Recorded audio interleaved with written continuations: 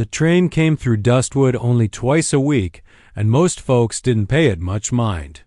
But on that hot Monday morning, when the whistle screamed and the wheels screeched against the iron track, the townspeople gathered, not because anyone important was arriving, but because something strange had stepped off the third car. He was just a boy, maybe 12 or 13, tall for his age, but thin like he hadn't eaten right in months. What made the townsfolk pause mid-step and fall quiet was the thing covering his head, a rough burlap sack, cut through with small holes for his eyes and mouth. It hung loosely over his shoulders, stained with travel, dust, and time. He didn't speak to anyone. He didn't look up, just clutched a cloth bag to his chest and walked stiffly toward the edge of town. No one knew where he came from. The station master asked if he needed help, but the boy simply nodded and pointed toward the church. He settled himself outside the small chapel under the willow tree and didn't move for hours. Children crept by and whispered, "Why's he wearing that sack? Bet he's got a monster face. Maybe he's one of them outlaws in disguise." Their parents hushed them, but even the adults stared. Some folks felt pity, others suspicion. A few suggested Sheriff Dillard ought to do something about it, but the sheriff only shrugged and said, if he ain't causing trouble, he can sit where he pleases. Inside the chapel, the preacher's daughter watched from the window. Clara Hart had grown up in that church, listening to sermons about grace and kindness and what it meant to love thy neighbor. She'd seen her father offer prayers to drunkards and feed widows with nothing left to give. But none of those teachings prepared her for the ache in her chest when she saw the boy in the sack. She didn't see a threat. She saw someone small. Still and deeply alone. By late afternoon, the boy hadn't moved from his spot beneath the willow. The summer sun burned bright, the wind dry and mean. Most of the town had moved on, back to chores and gossip. But Clara remained. At age 15, Clara had the sharpness of her father's wit and the quiet strength of her late mother's patience. She knew better than to rush at someone who was hurting. So she stepped out of the chapel with a biscuit wrapped in a cloth and approached slowly, shoes crunching over gravel. He turned slightly when she neared, but didn't speak. "I brought you something," she said gently, placing the biscuit a few feet away. "You don't have to talk. I just thought you might be hungry." No response. But she thought she saw a flicker behind the eye hole, something like confusion or caution. "I'm Clara," she added, taking a seat on the dry grass a good few feet from him. "My daddy's the preacher here. He won't mind you sittin' under his tree." The boy shifted but didn't move or reply. Clara didn't mind the silence. She sat with him for a few minutes, humming a hymn her mother used to sing. When the breeze picked up and dust swirled around them, she rose slowly and said, "I'll leave the biscuit here. If you want more, I can bring it tomorrow." She turned and walked away without waiting for thanks. But she looked back once from the chapel steps. The biscuit was gone. That night, Clara couldn't sleep. She wondered what the boy had seen, what had happened to make someone so young hide behind a sack. Her father said pain could make people withdraw from the world, but it didn't mean they were broken. It means they need a little more gentleness. He told her. So the next day, she brought him another biscuit, then a cup of milk, then a book. Each day, she sat a little closer, talking softly about birds and bees, about the schoolteacher's bad singing voice, about nothing and everything. The boy still didn't speak. He didn't take off the sack, but he always accepted what she brought, and he always stayed. The townspeople noticed, of course. "That preacher's girl is wasting her time," they said. "He ain't right." But Clara didn't care. She had seen something in the way he held that sack to his face, like it was the only thing standing between him and a world that had already done too much damage. And deep in her heart, she made a silent promise. "One day, when he's ready, I'll show him we don't have to look away." By the end of the week, everyone in Dustwood knew about the boy with the sack.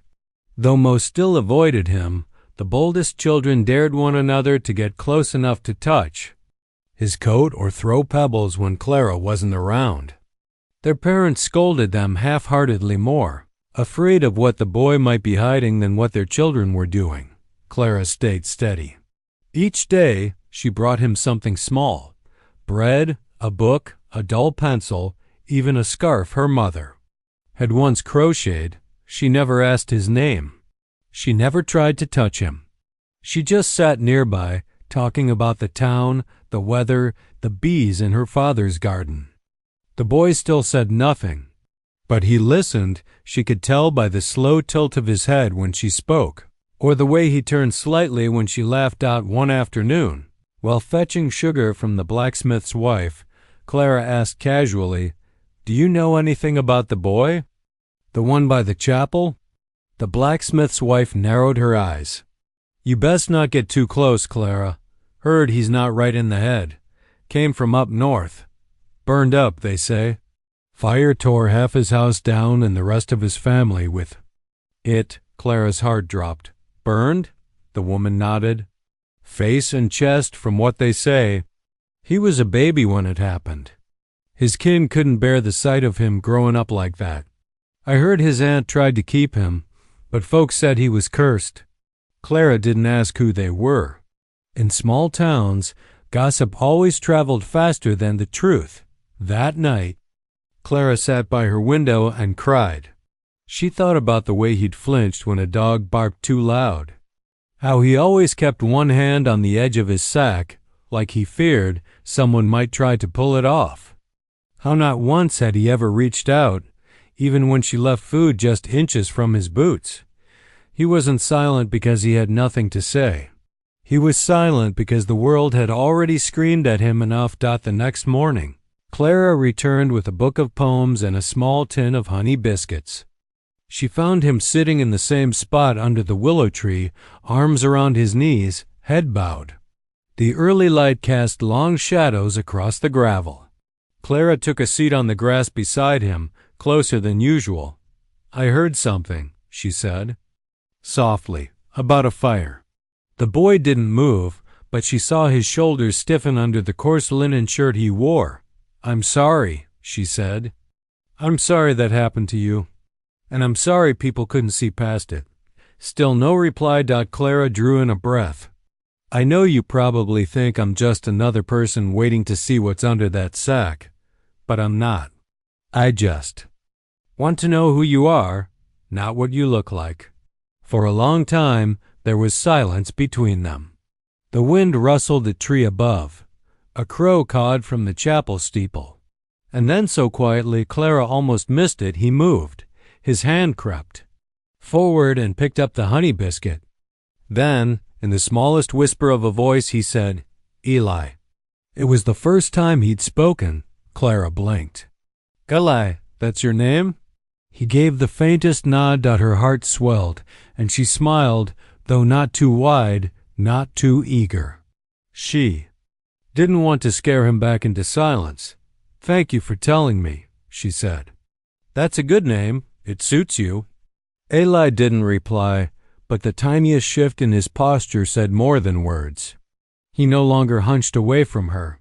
He didn't clutch his sack so tightly. For the first time, he let his hands rest in his lap as he nibbled the edge of the biscuit. Clara sat with him a long while that day. She didn't press him for more. She didn't ask to see his face. But deep in her chest, something had changed. He had given her his name. And that was enough for now. But she also knew this.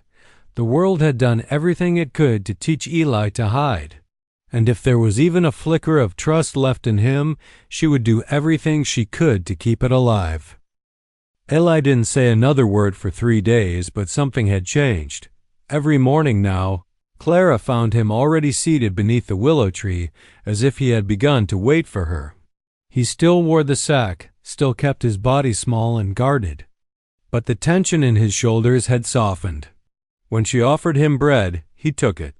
When she offered her voice, he listened. And once, when she recited a line from one of her books, something about scars being proof of survival, she thought. She saw his fingers twitch. The townsfolk continued to mutter. The preacher's girl's wasting her time. That boy ain't right. I bet he's hideous under the burned clean off. Some even crossed the street when they passed the chapel. As if misfortune might be contagious, Clara tried not to let it get to her. She knew fear was louder than kindness in most folks' hearts. But Eli didn't need louder, he needed steady. One afternoon, Clara found a small bundle waiting where she usually sat. Inside was a wooden button, a smooth river stone, and a wildflower faded, but still whole. It was the first time Eli had offered her anything. She smiled so wide it hurt. "Thank you," she whispered, holding the stone in her palm. "It's perfect." Eli didn't respond. He sat across from her, knees pulled up, sack still covering his face. But he shifted closer than he ever had before. Clara hesitated, heart pounding. She had been patient, gentle, but now she felt something. Stirring like Eli had come halfway across a bridge, and it was her turn to meet him. She set the stone down carefully and looked at him. Not his face, but the space where his eyes would be. "Eli," she said softly, "I want to ask you something. And you don't have to say yes, but I hope you'll think about it." Eli tilted his head, silent but alert. "If you ever decide to take the sack off," she said, voice trembling, "I promise we won't stare. Not me, not my father, not anyone I let near you.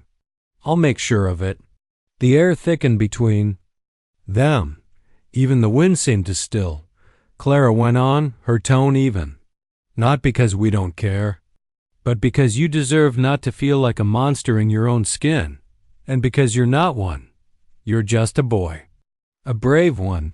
Eli didn't move, not a nod, not a shake. Just stillness. She didn't push further. "I wanted you to know. That I'll wait. As long as you need, the sack can stay. You're still Eli either way." She reached for her bag and gently placed a folded piece of paper on the ground. "It's a letter. You don't have to read it. But I wrote some things down, things I don't want to forget to tell you." Then she stood and began to walk back toward the chapel. But before she reached the steps, she heard it, just behind her, a whisper. People always stared before. She turned. Eli hadn't moved, but the voice was his. She knew it. "I know," she said softly, "but not everyone will." "Not anymore?" He lowered his head. "Even the nice ones stare when they think I'm not looking." Clara's throat tightened. "Then I won't look away, and I won't pretend not to see you either. Not your scars, not your pain. Just you."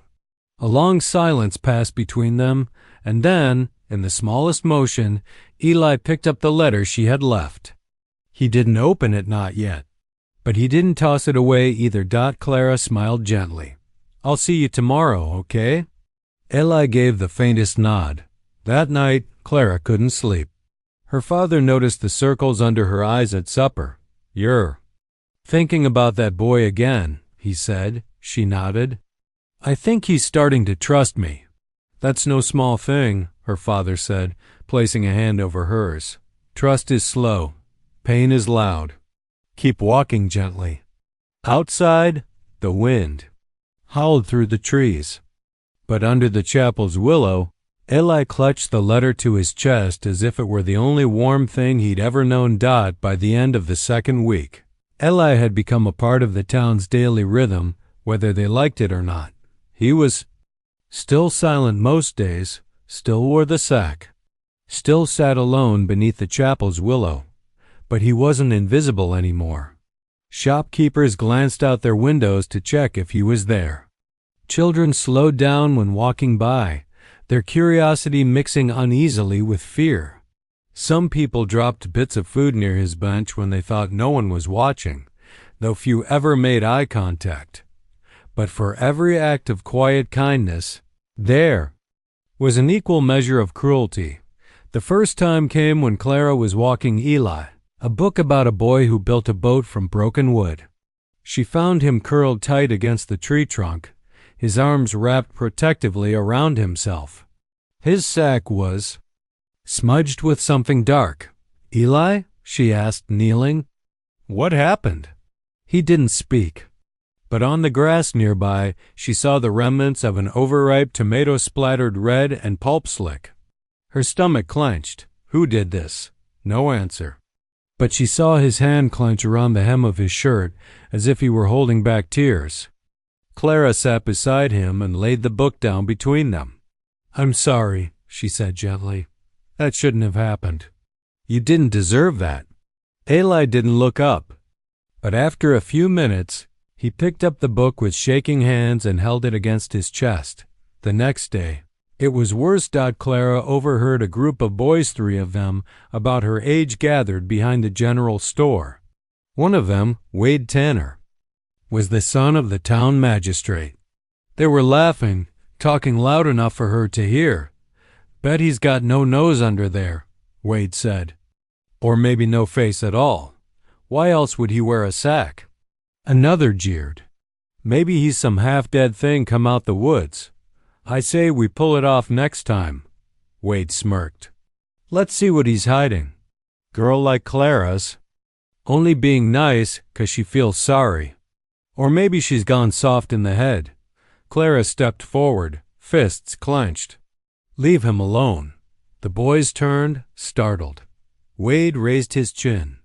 "We were just joking." "It's not funny," Clara snapped. "He hasn't done a thing to you." Wade shrugged. "Then let him show his face. What's he hiding?" "He's hiding from boys like you," she said coldly. "And maybe I would too."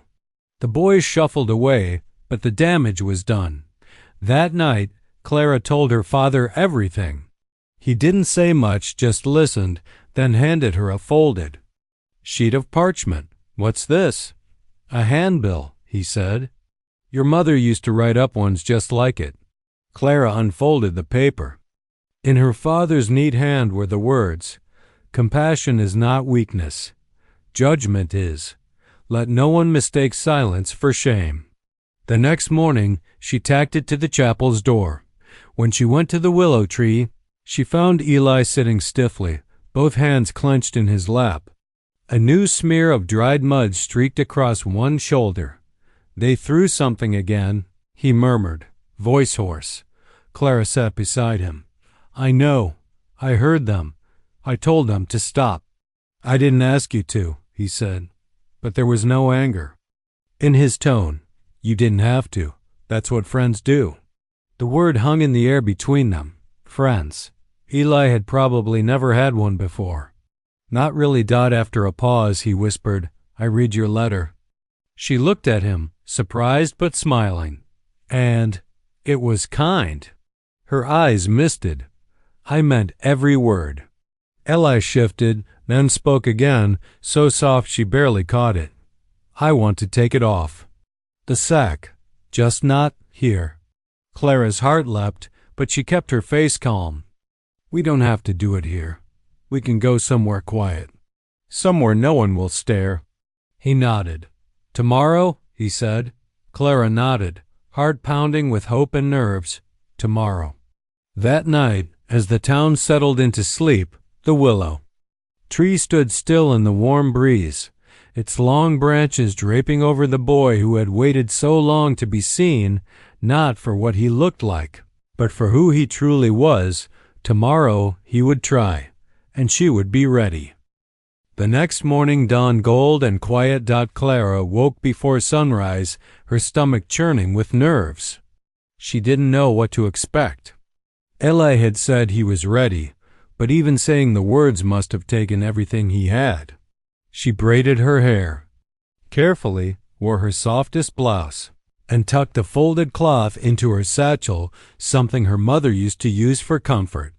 She didn't know if he'd want it, but just in case, she brought it. The walk to the chapel was slow.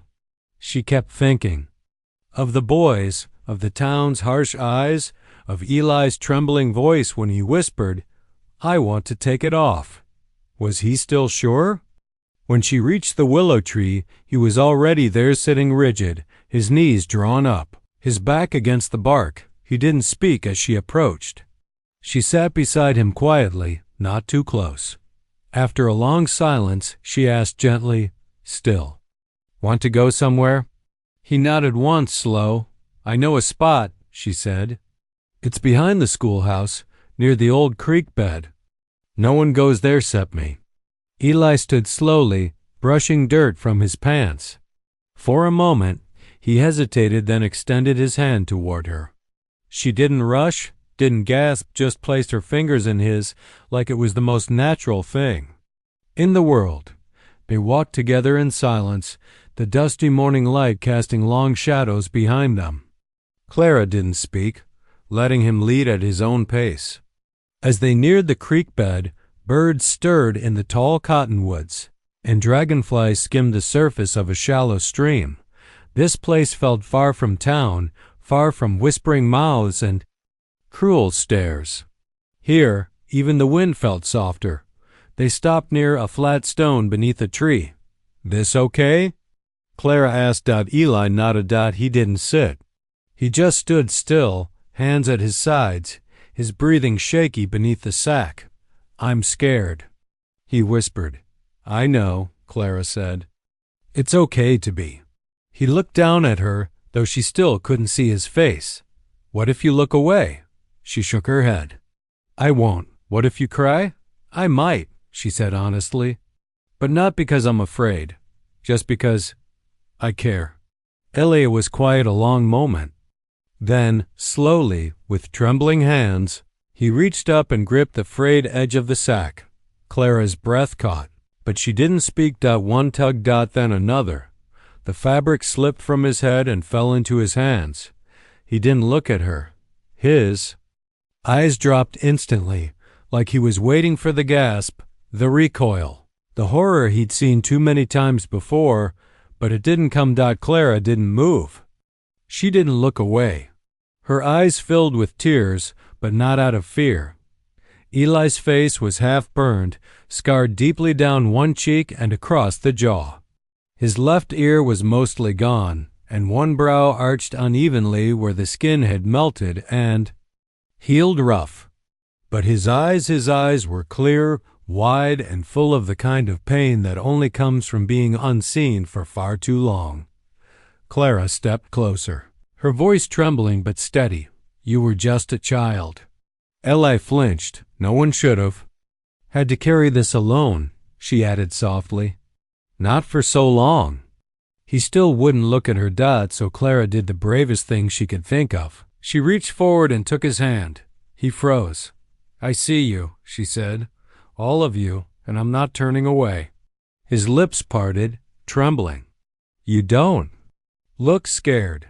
"I'm not," she whispered. "You're not a monster, Eli. You're brave." A single tear rolled down his unscarred cheek. Then another, and Clara stepped forward, gently wrapping her arms around his shaking frame. Eli didn't know what to do with the warmth, the stillness, the kindness. For years, the sack had protected him. But in that moment, he understood something deeper. Protection wasn't the same as healing, and healing might finally be possible. "I'm still me," he whispered. "Yes," Clara smiled through her own tears. "You always were." That morning, under the quiet trees beside the creek, a boy finally let go of the thing that had hidden him for years.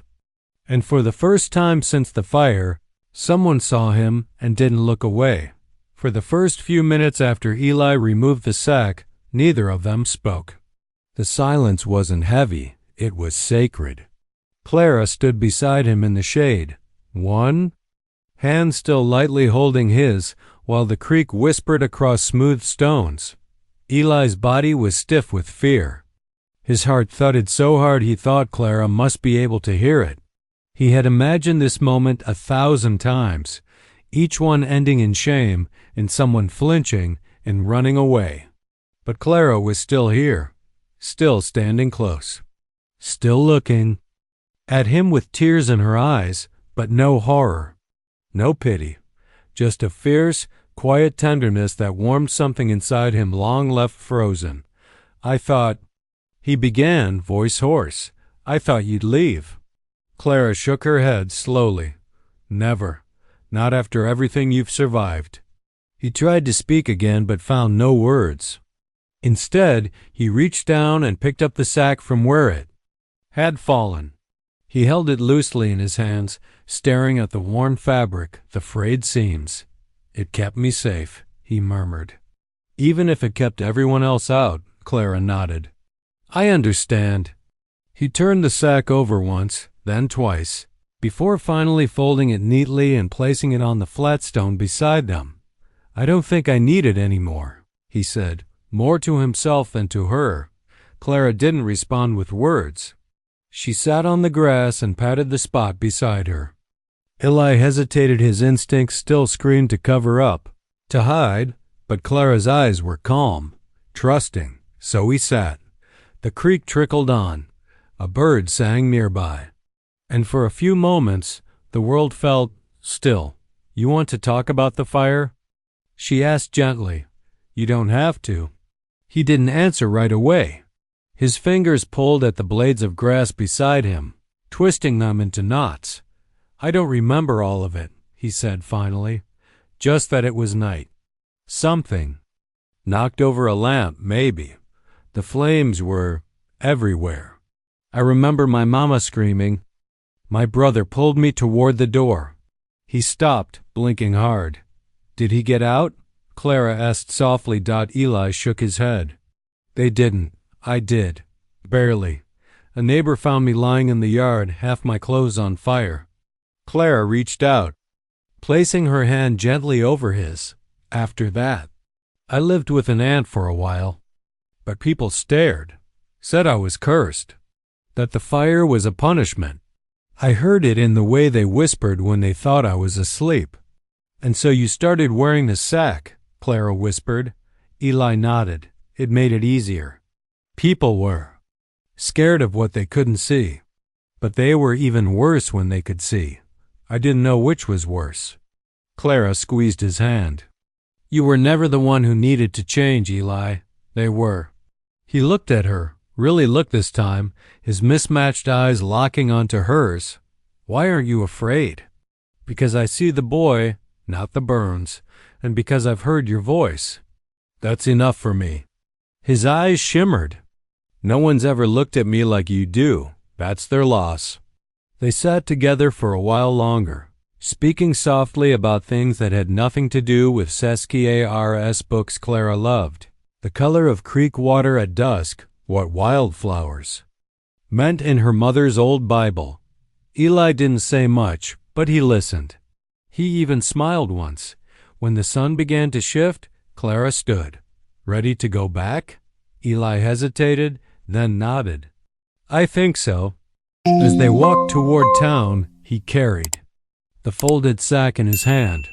He didn't wear it, not anymore, but as they neared the edge of Dustwood, his steps slowed. Clara noticed. "We don't have to go back through town if you don't want. There's a side trail that goes behind the church."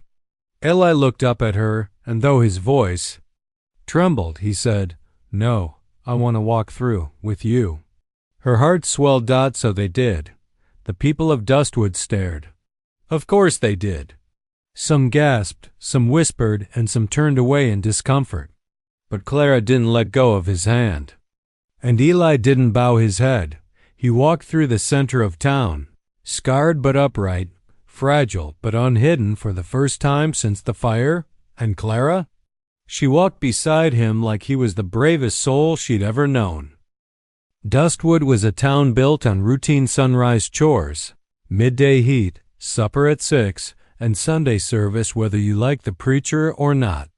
But nothing quite disrupted routine like a scarred boy walking through the center of town without his sack. People stared. Of course they did. Some looked away quickly, as if caught doing something shameful. Others didn't bother hiding their reactions, eyes wide, mouths drawn into silent expressions of discomfort. But no one said a word. No one dared, not with Clara Hart walking beside him like nothing was unusual. Eli didn't speak. His jaw was tight, and his eyes flicked from one face to the next, braced for laughter or mockery. But Clara's grip on. His hand never loosened. It was a short walk, maybe 3 blocks. But to Eli it felt like miles until they reached the chapel steps. He paused, looked up at the doors, and then back over his shoulder. People were still watching. But one thing was different this time. No one laughed. Not one cruel word came. Later, Clara would tell her father what that meant. "They may not understand him yet," she said, "but they're starting to see he's not something to fear." The next day, Eli came to the chapel without the sack. Alone. Clara saw him from the window and rushed outside. Heart soaring. "Hi. Wasn't sure if you would," she said, a little breathless.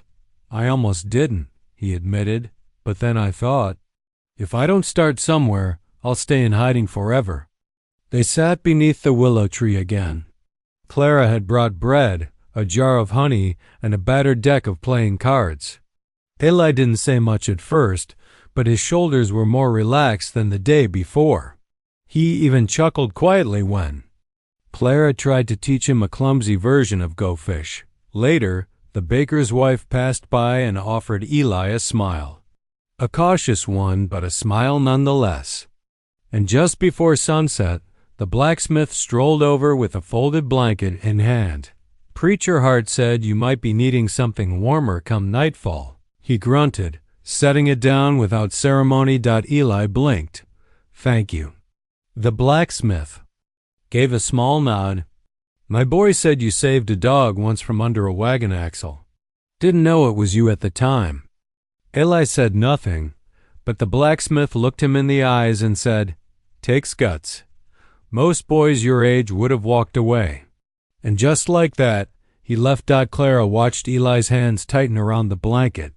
"That was good," she said, softly. Eli's voice was barely audible. "That's the first nice thing a stranger said to me in years." The changes came slowly, like drops filling a bucket. The schoolteacher asked Clara if Eli might want to come read with the other children after hours. "No pressure," she said. "But if he ever wants to learn properly, I'll teach him." The stable boy, a quiet, wiry kid named Tom, offered Eli a piece of taffy one afternoon without saying a word. Just held it out and gave a shy nod. And once, when a group of travelers arrived in town and whispered something cruel loud enough for Eli to hear, Wade Tanner, the same boy who once threatened to pull off Eli's sack, stepped forward and said, "You don't know what that boy's done. Maybe shut your mouth before someone else does it for you." When Clara heard, she was stunned. "You said Wade Tanner defended you?" Eli nodded, faintly amused. "Didn't expect that." "Me neither," Clara laughed. "I guess people can change." Eli still flinched at loud sounds. Still took the long way around the general store. Still struggled with crowds. But he was no longer invisible or feared. He was becoming part of the town. Slowly, surely, and for the first time since the fire, Eli began to imagine a future that didn't include hiding, shame, or burlap sacks. A future where people saw him not for what he had survived, but for who he was becoming. Summer gave way to a dry, wind-whipped autumn, and dustwood crackled beneath the weight of it. The sky turned pale and cloudless, and the sun beat down like it had a grudge. Fields browned. Creek beds shrank. The whole town seemed one matchstick away from disaster. Clara noticed it first, the way the air smelled sharp some evenings, like old smoke. The way people spoke in lower tones as the wind picked up, eyes flicking toward roofs and brush. Everyone remembered the fires that came through 5 years back. Everyone remembered what it took. No one more than Eli. One evening, just past dusk, the bell above the livery stable clanged twice sharply, urgently. Smoke curled into the sky like a black ribbon, visible even in the falling dark. Horses screamed. In their stalls, men shouted. A spark had caught in the hayloft and spread fast. Eli had been sitting with Clara on the chapel steps, reading aloud from the book she'd given him, his voice still halting, but steady. At the first sound of the bell, he froze. Clara stood. The stable. He didn't move. Smoke, screaming, wood splintering. He was back inside it again, a child, wrapped in flames, lungs seared with heat. His mother's voice, the fire's roar, his brother's hands pulling him forward. Then nothing, Eli, Clara said gently, her hand finding his. Look at me. His eyes were wide, far away. You're not there, she whispered. Not anymore. He blinked. Once, twice. Then the wind shifted, and from down the road came a new cry. Tom still inside. The stable boys trapped. Eli dropped the book. Clara didn't have time to stop him. He ran across the road, through the gathering crowd, toward the fire. The heat hit him like a wall. Smoke poured from the front of the stable as flames licked out through the upper loft. Someone had tried to douse it, but the water bucket line was failing. Men yelled to stay back, but Eli didn't stop. He ducked low and vanished into the smoke. Clara ran after him, heart pounding. Eli. But he was already inside. Inside the stable, it was chaos, animals kicking, terrified, the air thick with choking smoke. Eli dropped to his knees, crawling, hand over mouth. He heard Tom's coughing from the far end, where the roof was beginning. T.O. sag. A horse bucked nearby, merely striking him. Tom! Eli rasped. Can you hear me? A weak cry. Here. Eli followed the sound, eyes stinging, lungs burning. He found the boy beneath a fallen beam, not pinned but too scared to. Move! Come on, Eli said, grabbing his arm. We have to go. Tom looked up, coughing hard. Your face. Eli didn't have time to explain. It's me, Eli. Now move. Together, they scrambled back toward the entrance as the roof above groaned. A final burst of flame exploded. From the loft and the building began to give. Then hands, arms, townsfolk pulling them from the smoke. Men shouting, someone throwing a wet blanket over Eli. Tom coughed violently into the dirt, then clutched Eli's shirt. He saved me. He gasped. He saved me. Clara reached Eli as he collapsed to his knees. His clothes were blackened, his face streaked with ash. But he was alive. So was Tom. You went back in, Clara whispered, kneeling beside him. He shook his head. I didn't think. I had to. You didn't freeze. I almost did. But you didn't, she said, tears in her eyes. You chose to go back. You saved him. Around them, the townsfolk had stopped whispering. They stared not in judgment this time, but in awe. The boy they once feared had just become the one who ran toward fire, not away. Later that night, once the flames were out and the damage tallied, the mayor himself approached Eli. You need a job, he said bluntly. And this town needs someone like you. I've got work at the feed store if you want it. Eli looked to Clara. She nodded. He turned back and said quietly, I'd like that. Word spread fast in Dustwood. By morning, everyone knew. Eli had saved Tom Merrick from the fire. The same Eli they once whispered about. The same Eli they feared. But now? Now folks nodded when he passed. Some clapped his shoulder. A few, like the grocer's wife, even called him darlin' without hesitation. They saw more than the scars now. They saw the courage behind them.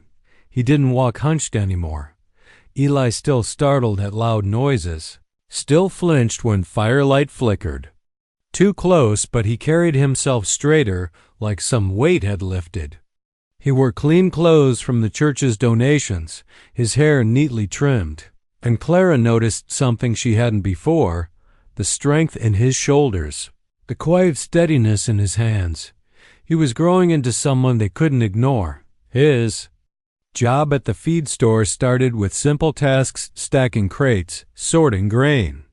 But it wasn't long before the owner, Mr. Redley, saw the boy's precision and trustworthiness. "You're not just another hand," Redley told him one evening. "You're solid, careful, got a mind for things.